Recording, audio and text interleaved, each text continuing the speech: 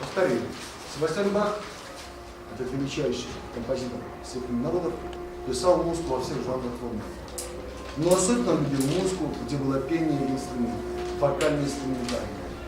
В этом жанре он написал больше всего музыки вообще, больше великих произведений.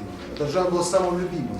И этим жанром он оказал огромное влияние на последующее музыкальное искусство. Не только немецких стран, но и всей Европы. Поэтому жанр главнейший. Вы играете в основном на клавишах, кто-то из вас играет на струнах. Вот. И потому мы все страдаем профессиональным идиотизмом. В чем заключается наш идиотизм профессиональный? Когда мы на чем-то играем, мы полагаем, что самая интересная музыка – это музыка нашего инструмента. Я когда был как вы, я у Себастьяна Баха искал только клавирную музыку, другой не знал, знаете, хотел. Ну что было интересно? Это я потом понял, что самые большие залежи шедевров у Себастьяна Баха в этом жанре, вокально-инструментальном. А клавирная музыка составляет, дай Бог, 10-ю часть от созданного им. Вообще-то. Потому что запомните, великая музыка не только та, что мы исполняем, она всякая может быть. А наша может даже не быть у данного автора великая. Теперь, почему так сложно говорить вокально-инструментальные жанры? Почему их просто не назвать? Кантаты, оратории. Можно. У него есть кантаты, оратории. Великие кантаты, великие оратории. Но дело в том, что много музыки для голосовых инструментов, которые не имеют общепринятых жанровых названий, которые нельзя назвать кантатами, ораториями. У него есть огромное количество мотетов, жанра даже не звучит, так это жанр, возникший эпоху Возрождения. У него есть магнифик. Дальше. У него есть месса, одна, но гениальная. То есть не все жанры могут быть определены как кантата, оратория. Поэтому, чтобы сказать, что это жанры, где есть пение и инструменты, говорят вокально-инструментально. Тогда почему не сказать, что они хоровые? Хор и оркестр. Вот здесь все просто ясно. Нельзя тоже почему, объясню.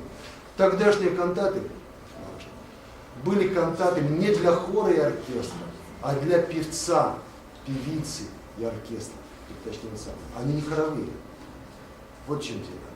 Поэтому и словом хоровые жанры, хоровая музыка назвать тоже нельзя. Еще, почему вокально-инструментальная? Вы можете сказать, так любая песня вокально-инструментальный жанр, чистая правда, любая песня. Но дело в том, каково соотношение музыки, того, что спел голос или голоса, и того, что сыграли инструменты. Бывает так, песня интересная, нам нравится, мы готовы повторять раз за разом, а вот если сыграть отдельное инструментальное сопровождение, понимаем, что это просто примитивно, как мучение коровы. Умца, умца. Потому что инструментальное сопровождение лишь гармоническую, ритмическую поддержку. Вот и все. Звучит инструмент, звучат. Но роль вокальной музыки, инструментальной у них не равна. У вокальной музыки 90%, в инструментальной 10%. Когда мы слушаем такие произведения Себастьяна Баха, вокально-инструментальные, там можно на время даже голос замолчать. Хор, певица, певец. И мы слышим только оркестровую музыку, звучащую одновременно с вокальной. Но она настолько богатая, яркая, что она тоже полностью выражает чувства, переживания, которые эта музыка должна выразить. Инструментальная музыка Себастьяна Баха в таких произведениях не менее богатая, даже более богатая, чем вокальная. Вот в чем дело. И когда потом смотришь на текст, слушаешь произведение, понимаешь, что это чистая правда. Но и вокальная также богатая и красивая. Если даже отключить инструменты, и из вокального мы все поймем, все почувствуем. Вроде не богатый мелодический, гармонический. Бах щедрый композитор, не жалеет мелодии. Так, теперь, что же есть у Себастьяна Баха в этой области? Напоминаю, вокальная, инструментальная, они стали большую, подавляющую часть того, что он написал. Ну так упрощенно говоря, 2/3 из вот этих 1000 с чем-то опусов сочинений. Это огромная цифра, сумасшедшая. Нынче столько не пишут. Что туда входит? Итак, самый многочисленный жанр в этой области это кантаты. Он писал кантаты духовные, которые должны звучать в храме Божьем, и кантаты светские, которые звучали в концертах. И дома звучали, между прочим. Дальше. Их около 250 примеров. Простите, нет. Около 200 духовных, около 100 светских. Сумасшедшая цифра. Огромное количество мотетов, около 100. Мотет, повторяю, это жанры и формы музыки эпохи Возрождения. А теперь вещи покрупнее. у него есть место, знаменитое Хохнессе, называемое по-английски, простите, по-немецки. Хохнессе означает высокое место. Высокое в духовном смысле, не в смысле роста. Так вот, Хохнессе. Дальше. У него есть знаменитое произведение под названием «Магнификат». Слово латинское. В переводе на русский значит «величаю». Кого, естественно, Бога. Магнификат, девушки, имя не собственное. Это название жанра богослужебной музыки. Магнификат среди сотни композиторов. Их много. И название произведения лишь по первому слову молитвы. Вот и все. Это тоже его шедевр. Так, теперь. Получается, Гендер писал такую музыку, Себастьян Бах. Но, хотя оба писали пока инструментальную музыку, тем не менее, есть отличия. Почему? У Гендера были главные оратории. Кантат немного на втором месте. У Себастьяна Баха главные кантаты и мотеты. Оратории раз, два, три. Вот и все. Но написаны они по особому случаю. Гендель брал библейские сюжеты, а Бах интересовал другое. Оратории духовные вообще. Сейчас вы поймете из названия. Потому что одна называется пасхальная, понятно, что по случаю одного из великих христианских праздников Пасхи.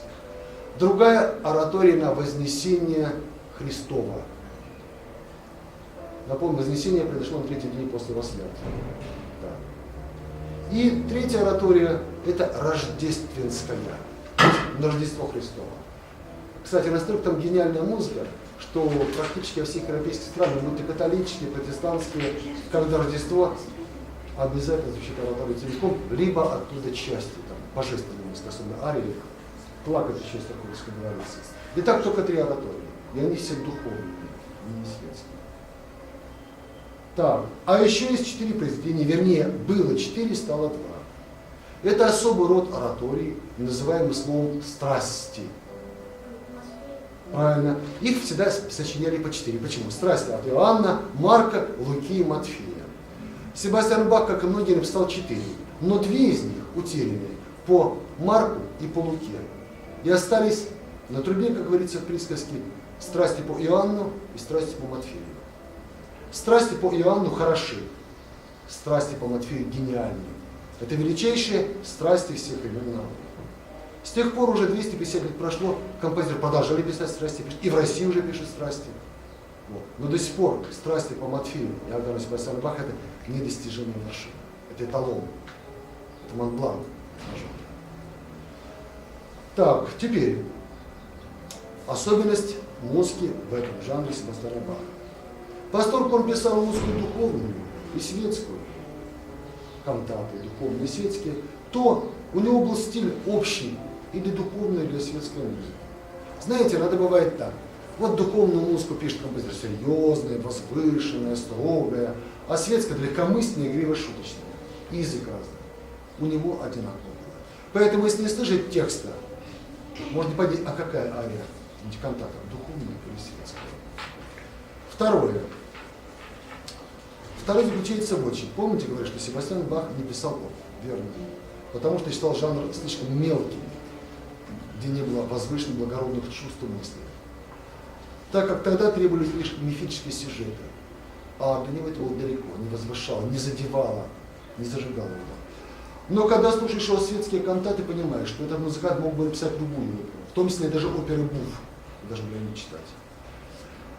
И вот среди таких светских кантат, являющихся его великими образцами, есть кантаты с названиями очень даже говорящими. Например, «А у нас в городе новое начальство». Так называется кантат. Вернее, ее называют так, по первым словам, иногда называют выборной. Почему? Она была написана по заказу городского магистрата по случаю выборов мэра города, или, как у нас говорят, градоначальника. Так, или, например, крестьянская кантата, кофейная кантата. Кстати, почему кофейная? Потому что тогда у немцев, бедняк, были сложности. Тогда многие немецкие страны сильно обеднели из-за разного рода войн. А как вы знаете, импорт продовольствия делает дорогой, валюту требует. Что сегодня, что 250 лет назад. Вот. И немцам пришлось отказаться от закупки кофе. Он был тогда очень дорог, дороже, чем сегодня. А они кофепьющий народ, в отличие от нас, мы чаепьющие. И они по этому поводу сильно переживали, как же будем жить без кофе. Вот тогда немцы и придумали эрзац кофе, заменительный кофе. Вы, к счастью, не пили, вам повезло. Ваши бабушки и дедушки пили, они здесь меня делаются. Ужасная гадость. Но не газета. Так вот, и по этому поводу шутливые, так сказать, разговоры, волнения. Такой кантате. И слушай, понимаешь, что совершенно кусок из комической оперы в чистом виде. Сделал только побольше немножечко.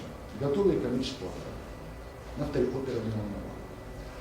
А теперь, чтобы вы оценили, мы послушаем образцы кантатно-аллитеральной музыки Себастьяна Баха. Так, послушайте.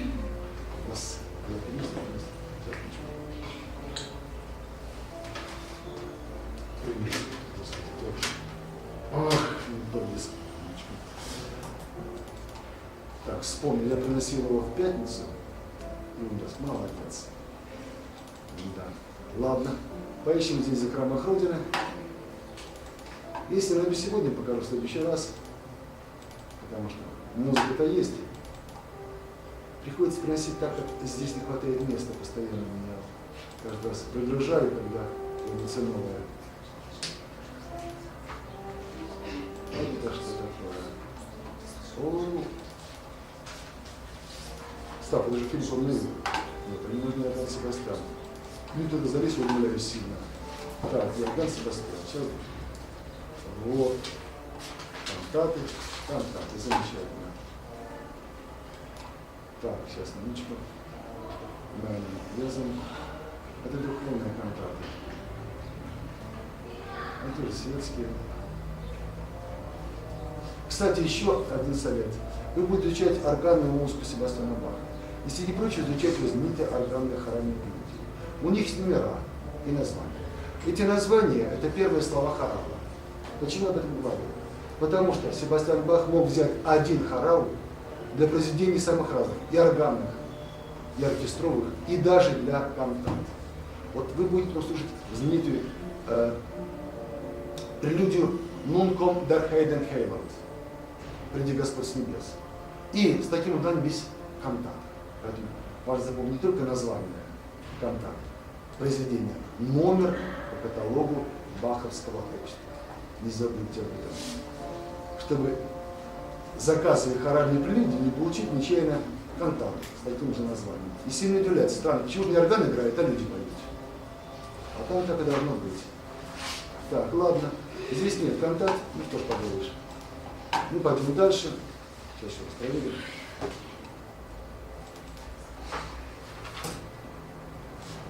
Так. Праха есть в другом ящичке.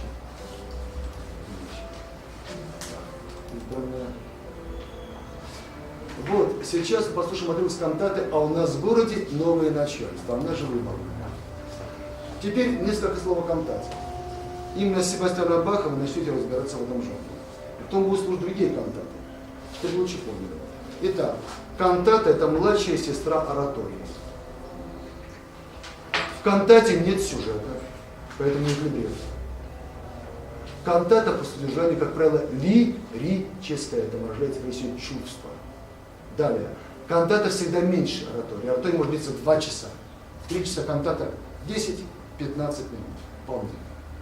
Далее, в кантате вы не встретите того, что мы встречаем в ораториях. Там не будет хоралов, там, вероятно, всего не будет речитативов. А что там будет? Там не будет ансамблей, там будут, как правило, арии и инструментальные кусочки музыки, называемые словом ритурнель. Почему? А вот почему. Дело в том, что эти инструментальные кусочки музыки, как мы говорим по-русски неуклюже, отыгрыши или проигрыши, они повторяются. А по-итальянски «реторно» означает возвращение, вернуться. То есть они возвращаются, а арии каждый раз меняются. Вот еще состоят кантаты. И все кантаты 17, 18 века и даже 19 европейские, не русские, русская кантата отличается, из арии вот этих инструментальных интермедий или реторных, запомните. Так, но Себастьян Бах, поскольку он кантаты пишет необычные, и здесь тоже, он даже иногда делает нужные вещи, вставляет в кантаты дуэты, или она его спорит. И начинает кантаты тоже увертюры, вступления. Вот сейчас послушаем отрывок из выборной кантаты. Увертюра. Кусочек.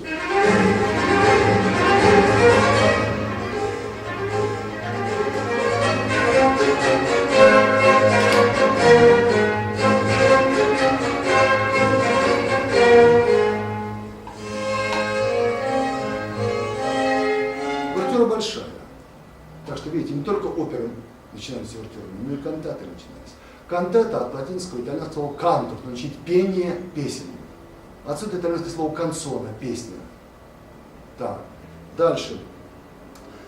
До Баха за 200 лет словом «канцона», кантата, назвали любое вокальное, то есть спетое произведение.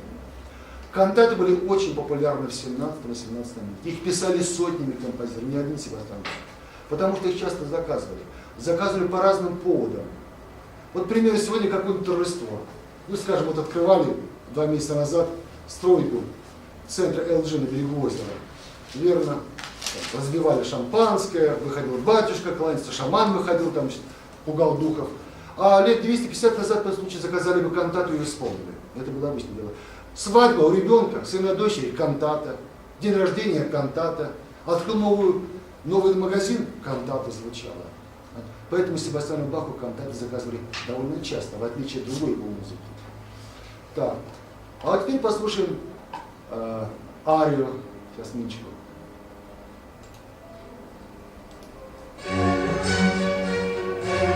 Сопрано. Одна из персонажей. Изящного языка.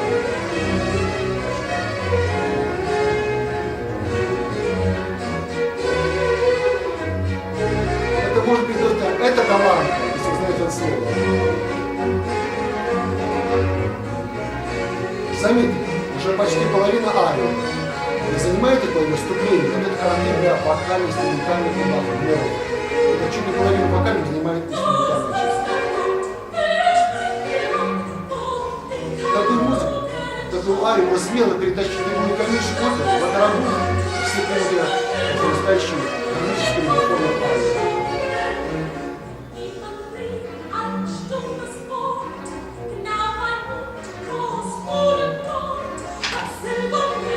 Или вот оттуда же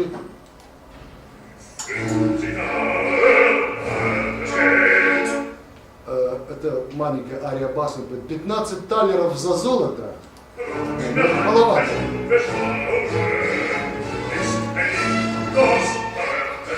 Это совершенно шумский комический язык. Или вот дивная ария той же героини. Тут есть только одно слово незнакомое, если кляйн, маленький, что значит шерха, не знаю, не сильно немецкий. Исключительно нежный, воздушный, мягкий. Вот когда вы слушаете, а через 3 месяца слушаете музыку Моцарта и оперы, то вы поймете, что даже в оперной музыке Моцарта мы слышим отголоски мелодики гениальной Себастьяна Баха.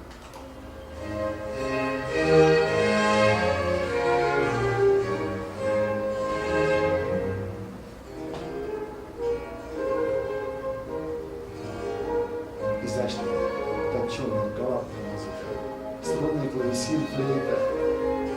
Кстати, музыку такого стиля называли галантной. То есть это не барок, совершенно галантный стиль, или, как еще говорят, стиль рок-н-ролла. Это уже большое развитие выступления. У него выступление побольше, чем, скажем, в ариях Генделя. Как изящно еще музыка. И одновременно лукавый котик, потому что такой персонаж, как девушка-героиня кантата. Прям вот еще Розина.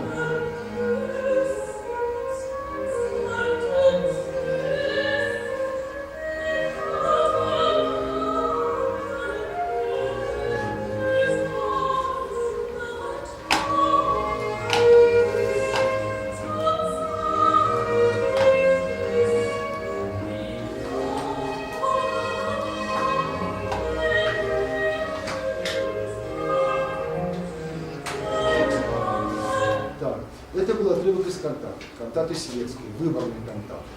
А теперь послушаем отрывок из оратории.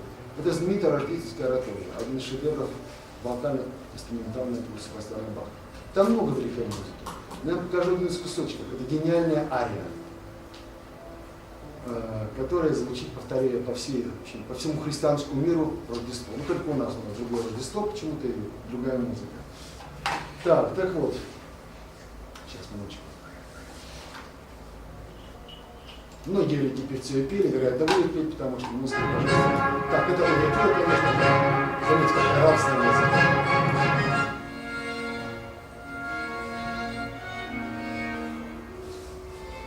Это тоже оркестровая интермедия. А вот теперь заметил, в отличие от других композиторов, широко используют деревянные духовые, флейты, гобои. Это музыки нежность, мягкость и какую-то грусть ностальгическую. А вот теперь... Что такое черничка? Приличие.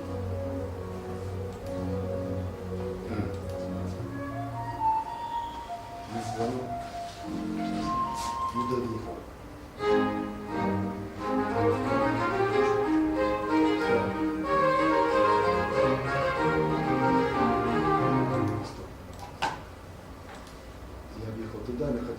Вначале не эту ораторию.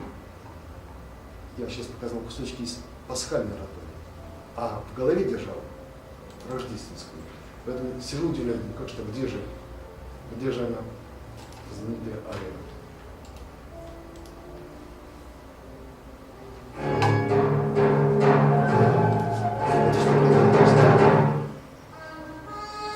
Вот, запомните.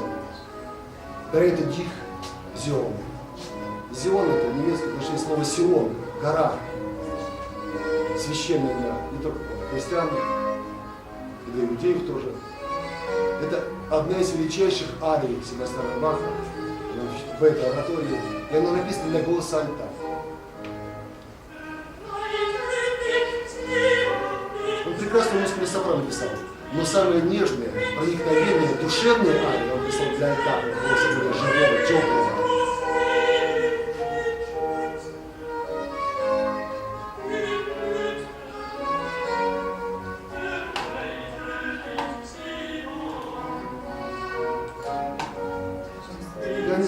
Здесь достойные певицы, не сомневаюсь. Это 4-й номер. Но у нас есть гениальное исполнение арии, знаменитой американской певицы, Мэриан Андерсон. Потрясающая певица.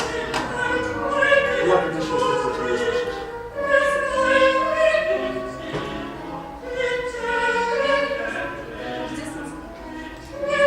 Что вы сказали? Я просто рождественская. Да, рождественская, совершенно верно.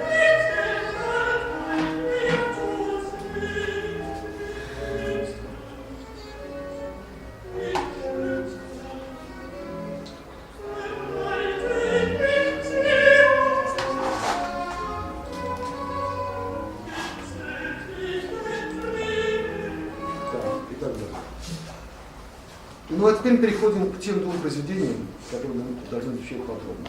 Это гениальная Хохмесса и Страсти по Матфею. Начнем мы со страстей. Он написал их раньше, чем Месса. Итак, еще раз напомню, Себастьян Бах, как почти что все музыканты, писавшие в этом жанре, написал 4 страстей, потому что и 4 Евангелия, и они по-разному освещают последние 7 дней жизни Иисуса. Сохранились только страсти по Иоанну и страсти по Матфею.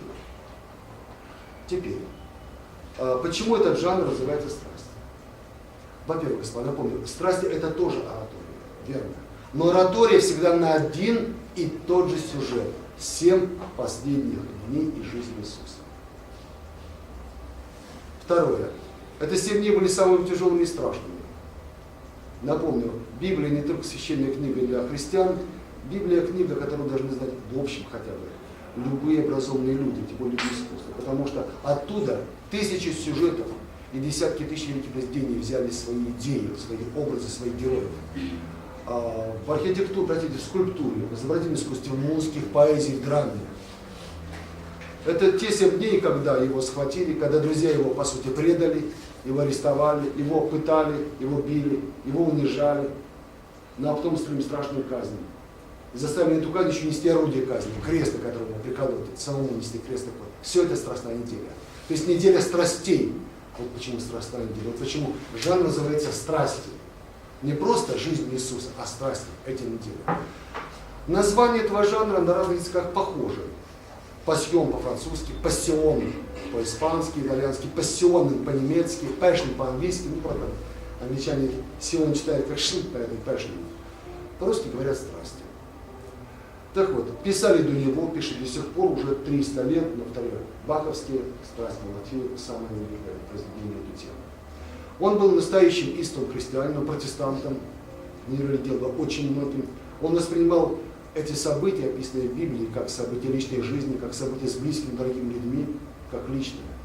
Вот почему, когда мы слушаем эту музыку, которая возникает здесь, это музыка, которая говорит не о каких-то надуманных, придуманных условных героях, а реально живых людях, которые страдали, мучились, надеялись, переживали, боролись и так далее.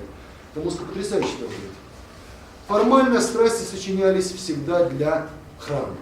Реально страсти Себастьяна Баха никогда в храмах не исполнялись. Причин две.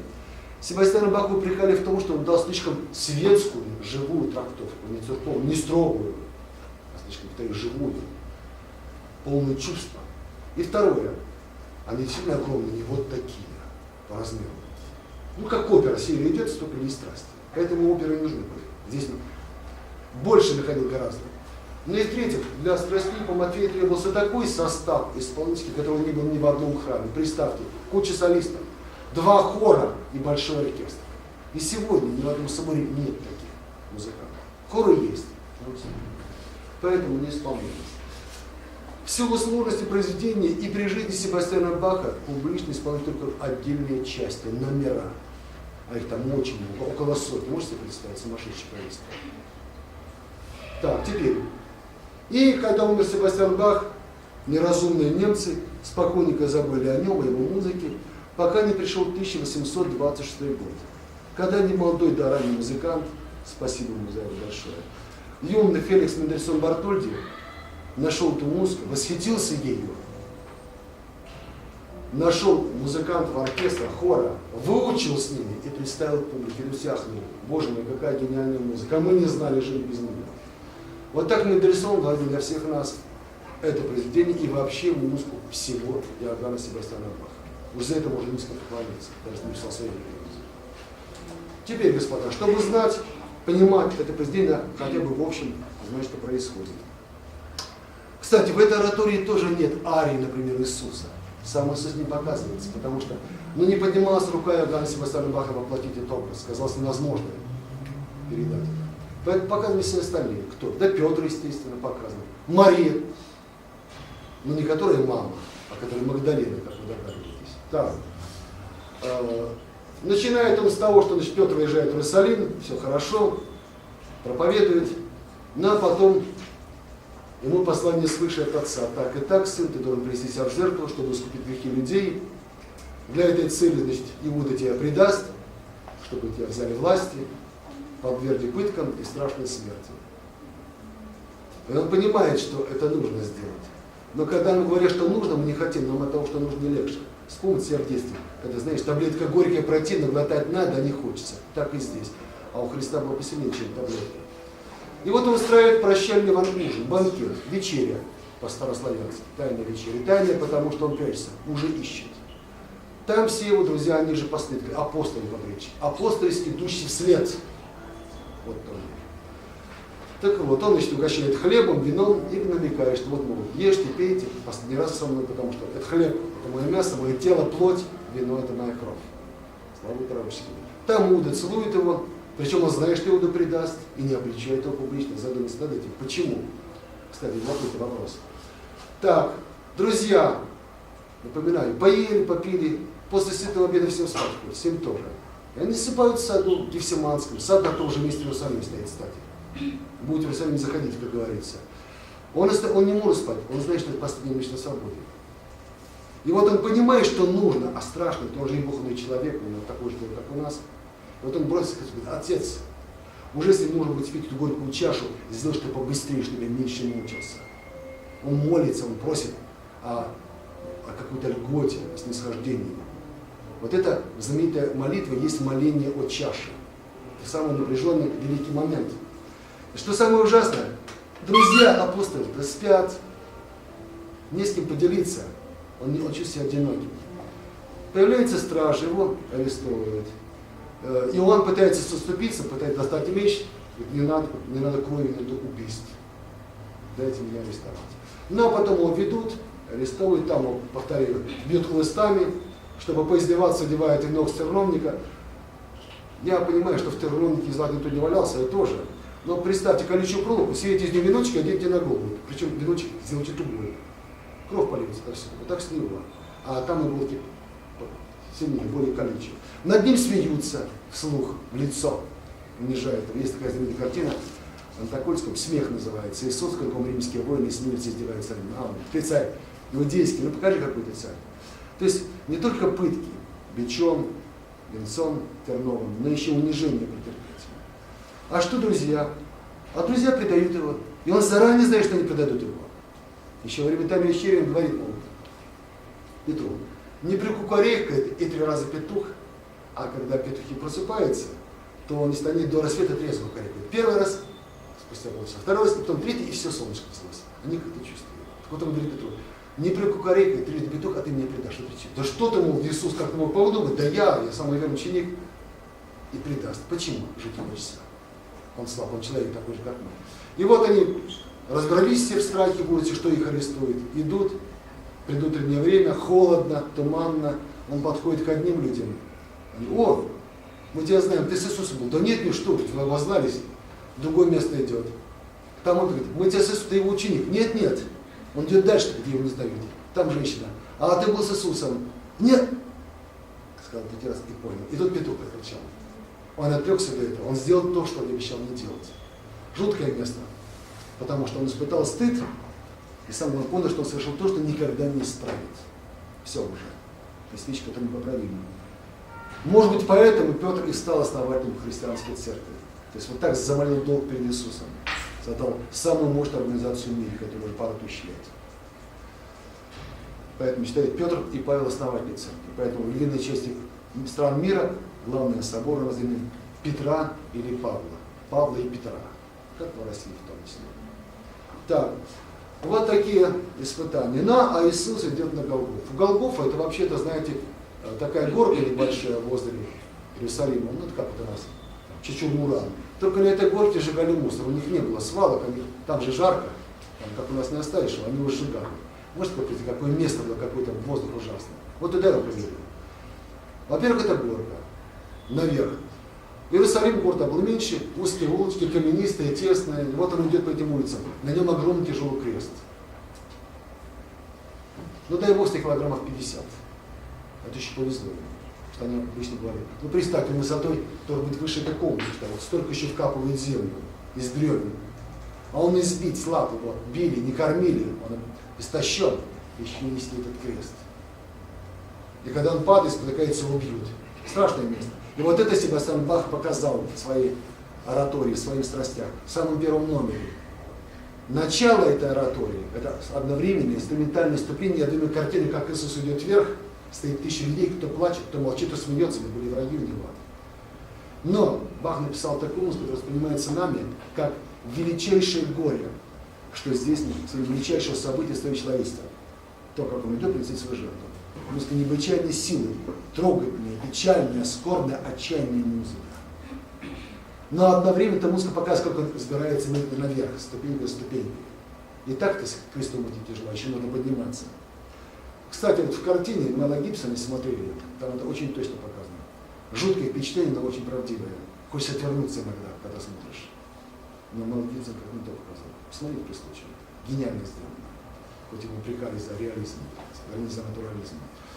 Много картин на эту тему, игровых, но это лучше. Так вот, и вот такой музыкой начинается оратория, музыкой крестного хода, шествия на Голгофу, к смерти, к страданиям. Понимаете, в чем был ужас этой казни? Это не повесили, застрелили. Вот человека прибили, во-первых, больно, дико. А потом что? А потом 3 дня на кресте, под палящим солнцем, 35 градусов тени хорошо, если не 40. Без воды. Люди умирали от истощения, слабости, жажды. Плюс раны, кровь текла. Никто не мог не выдержать. Умирали все. Вот так и с ним произошло. Поэтому, повторяю, казнь была страшной, пострашнее прочих казней, простите. Вот с тех пор вот этот деревянный крест и стал символом христианства. А почему он был крестом? А потому что вот так, здесь тело, а так руки. Прибивали гвоздями. Поэтому на всех картинах изображено здесь, которые снят, дырки от гвоздей. Сюда и к ногам. Пробивали кости в том числе, для крепости, чтобы держались. Теперь представьте, какой болевой шок. Кто это может выдержать? Ну а теперь, господа, итак, это оратория. Теперь, поскольку протестант, то в этой оратории, в этих страстях, напоминаю, страсть это вид оратории, кроме арии, естественно, кроме хоров, а там гениальные, великолепные хоры, показывающие отношение людей к народу происходящего. Там есть еще ансамбли, дуэты, трио. Там есть речитативы, но там есть еще и хоралы. Типично протестантский жанр. Так. И это еще не все.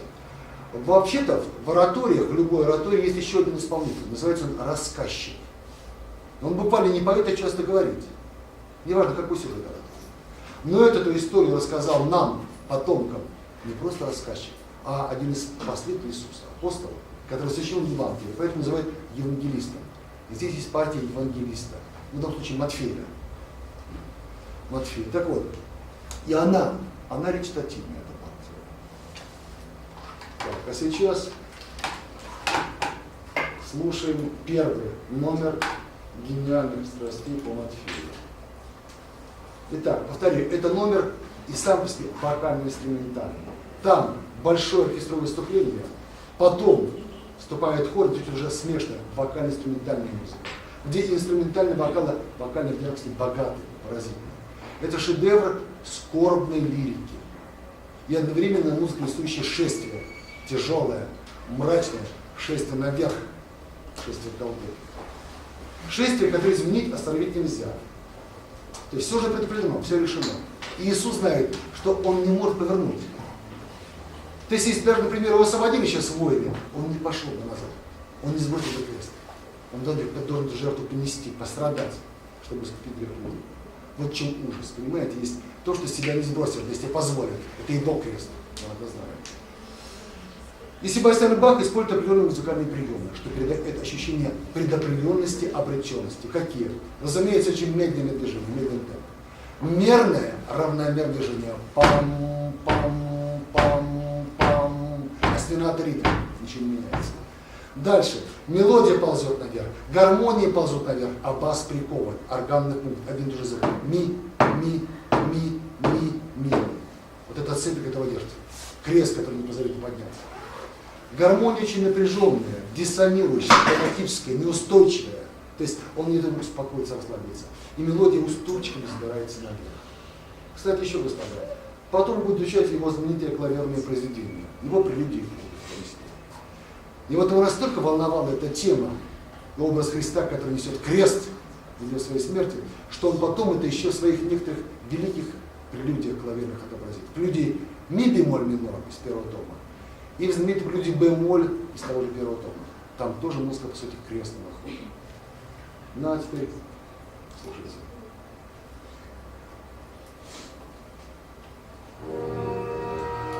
Всем с половиной минут длится эта часть.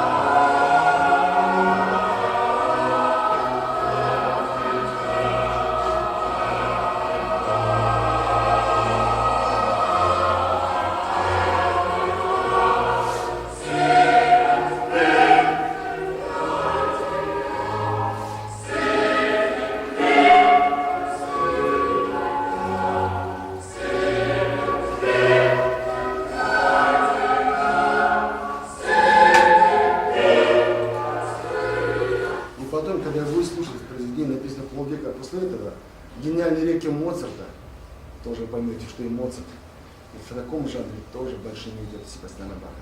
Такая же трогательная, возвышенная музыка, такая же красота будет гармония. Теперь, там есть ария. Ария под названием «Блюденор» по-немецки.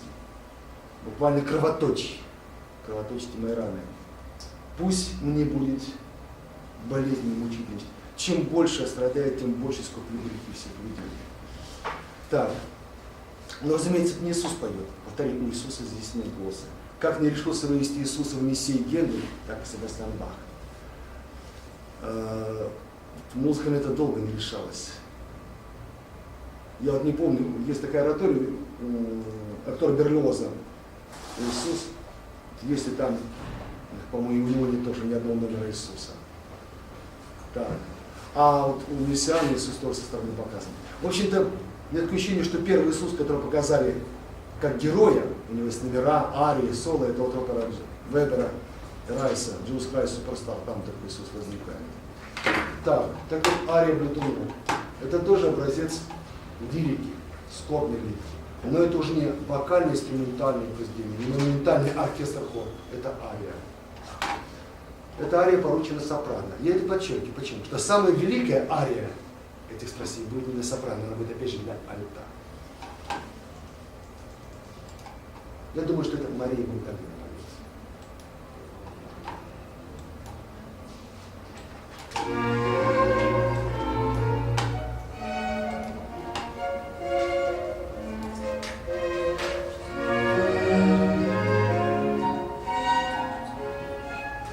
Потому что если переводить дальше, то может быть так. Кровоточь любимое сердце, истекает кровь любимое сердце.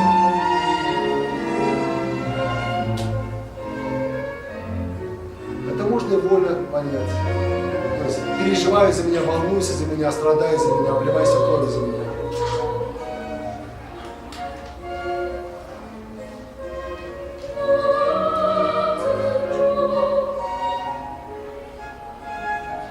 Матфей мы говорим на старый иудейский лад. По-английски это учит Мэтью, по-русски Матвей, но никогда не называйте Евангелие страсти Матвей, а Матфей, а только запомните.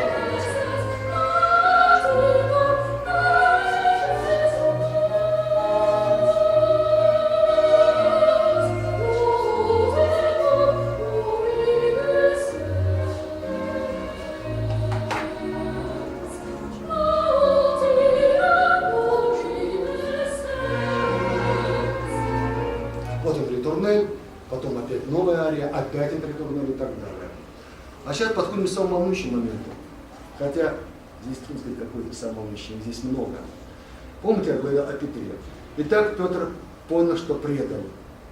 И прошло несколько часов от друга, от учителя отрекся. И Петр заплакал. От стыда за то, что совершил. Это потрясающий момент. Представьте, плачет взрослый, здоровый мужчина слезами. И вот Бах здесь сделал вот такую вещь. Вам, может, доводился изображение Петра. Вообще-то крепкий мужик, такой коренастый, с сильными руками, ногами. И у него был далеко не христианский род занятий до этого Петра, прямо скажем. Так вот. Но здесь он нам показывает не его облик, его душу. Оказался хрупкую, уязвимой весьма. Почему потом станет самым истинным христианином. И поэтому Себастьян Бах делает вот что. Ну как вы думаете, какой должен быть голос у мужчины, такого крепкого мужика, коренастого, низкого роста? Какой тембр? Все правильно, бас совершенно как у женщины, конечно. Он поручает арию этого самого Петра не басу, а низкому женскому голосу альту. Почему? Самый задушевный, теплый голос, самый искренний Себастьян Бах обожает. Поэтому арию Петра поет не мужской голос, а женский. Потому что никогда бас так трогательный, так нежно не споет. И баритон не споет. Тенор может споет, но тенор слишком сладкий, прямо скажем. Много сахара, сиропа. Альт – то, что нужно. Поэтому очень часто арию Петра, где он страдает, он испытывает стыд, отчаяние, он называет арию альта. По инструменту, простите, по голосу, который поет. Но не только по голосу. Чтобы усилить воздействие музыки, Себастьян Бах исключил мудрено. По сути, это ария исполняет два солиста. Инструмент альт и голос альт. Оркестр играет, разумеется. Зачем же нужен голос? А бывает так вот, мы наедине с собой остались, мы с тобой что-то обсуждаем, пытаемся себя в своих глазах оправдать, обелить, а в нас шепчет второй голос, который с нами же спорит. Нет, я хороший, правильно, я виноват. Нет, ты виноват, признай себе, себя не обманывай. И вот Бах, показывая мелодию инструмента альта и голос альта, вот этот внутренний диалог, спор с собой, попытку оправдаться и признание, что да, я это совершил, и правда нет. И возникает потрясающая сила музыка. Это еще более по яркости шедевр, например, с точки зрения мелодики и гармонии. Вот эта ария написана в форме особой. Это старинная трехчастная куплетная форма, вернее трехчастная форма с куплетом. Начинает большое красивое вступление у альта, с оркестром альта, инструмента, и лишь потом вступает голос альт. Тут еще один любопытный гармонический прием использован, который с тех пор уже лет так 300 используют поп-музыканты даже. Вот когда вы хотите придать музыке и печаль, и грусть, и скорбный оттенок, и одновременно значительность, суровость, торжественность, то поступает часто так. Вот такой гармонический ход. Старик поп-музыки до сих пор использует. Гармония плавно идет наверх, а бас спускается вниз. Вот этот ход.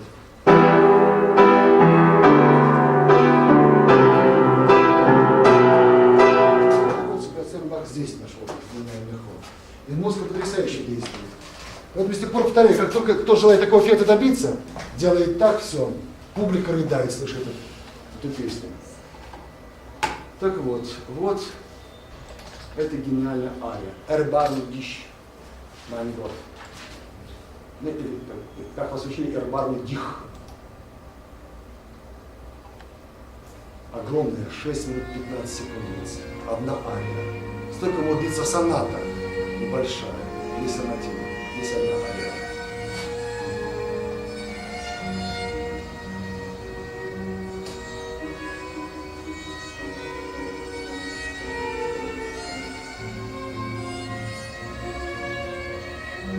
Это послушай, сегодня не слушай, сейчас закончим. Послушай, как голос поет начало мелодии.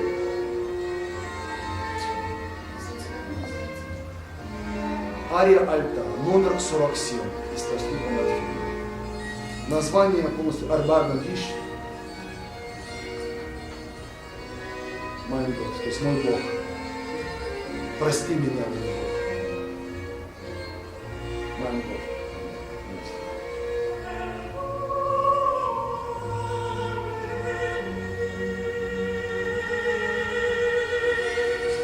Видите, дичь поет. По-берлински, дико.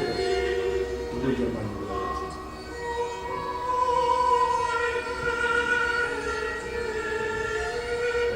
И вот у нас есть запись такая, если по Мэри Грантерсон послушайте. Потрясающе. Ничего лучше не слышу.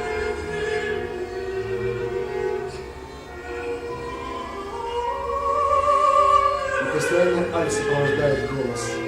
Иногда сочувствуйте, да, но тебе трудно, я понимаю тебя, ты страдаешь.